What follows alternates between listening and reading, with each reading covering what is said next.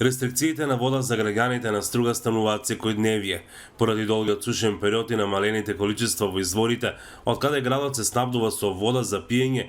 Неколку месеци на сила беше оваа непопуларна мерка. Поради пресушување на локалните извори, пак жителите на некои од населените места самите бараа начини како да стигнат до нови извори.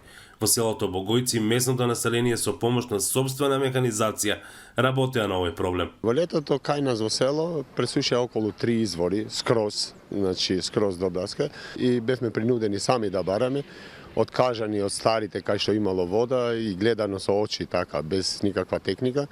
Значи, успеавме на крајот да најдеме вода и така да го решивме, барем мислиме дека го решивме проблемот. Надлежните се сомневаат дека се поочигледниот недостаток на вода е резултат на климатските промени. Тоа е загрижувач, каде против времето не можеме ништо да преземе. Моје мислење дека ради климатските промени. Толку голем период, да речеме во општина Струга околу 3 месеци не заврна дожд и тоа одма се осети. Недостатокот и потребите од повеќе вода, особено во текот на летото, Охрид пак го решава со тоа што црпи вода од Охридското езеро. Количините кои се добиваат од таму се нешто повеќе од 300 литри во секунда.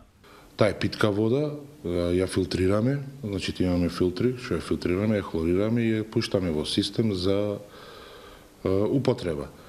Сето тоа нормално се контролират, Центарот за јавно здравје го контролират и водата е пивка и е возможена за користење.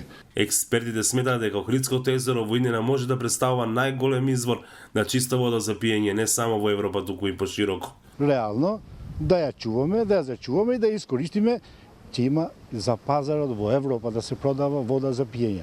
Аеро додава дека за тој факт говорат и повеќе научни трудови.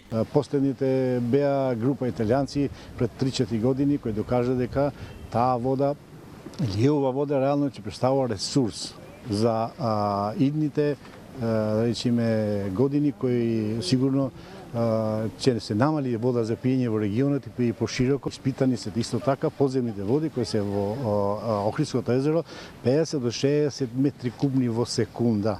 Има извори на чиста вода за пиење. Надлежните велат дека засега не е изработен проект за искористување на водата од езерото како ресурс за пиење во некои пошироки рамки, иако сметаат дека е време тоа сега да се направи.